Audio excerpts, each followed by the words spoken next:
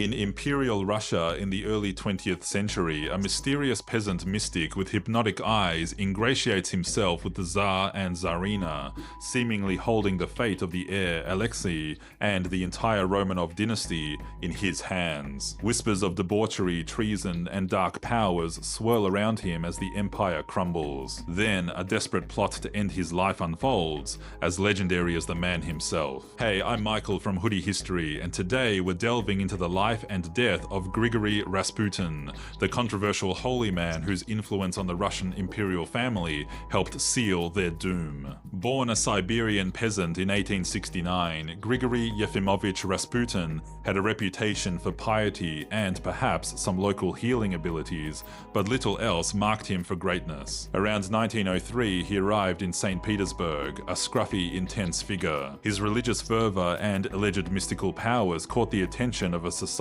fascinated by spiritualism. The key to Rasputin's meteoric rise was Tsarevich Alexei, the heir to the Russian throne, who suffered from hemophilia, a life-threatening bleeding disorder. When doctors could do little, Rasputin, through prayer or perhaps a calming hypnotic presence, seemed to ease the boy's suffering during bleeding episodes. This made him indispensable to the desperate Tsarina Alexandra. At the height of his power, Rasputin wielded enormous influence. Ministers were appointed and dismissed based on his recommendations. Rumors of his sexual exploits and corrupt dealings were rampant, though many are likely exaggerated. He was seen by many as a demonic force, manipulating the imperial family and disgracing the monarchy, especially while Tsar Nicholas II was away commanding troops during World War I.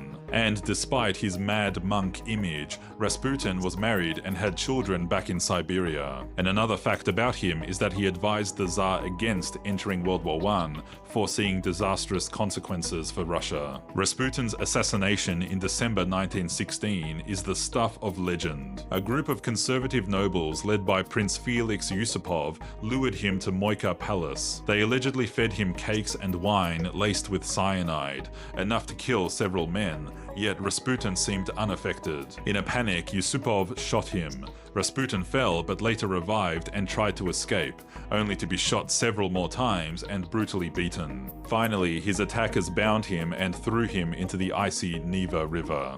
His autopsy, however, reportedly showed water in his lungs, suggesting he was still alive when he hit the water. Rasputin's story is a potent mix of faith, desperation, and political decay. He remains a fascinating historical figure. Thanks for watching. Follow me at Hoodie History for more fascinating stories from the past.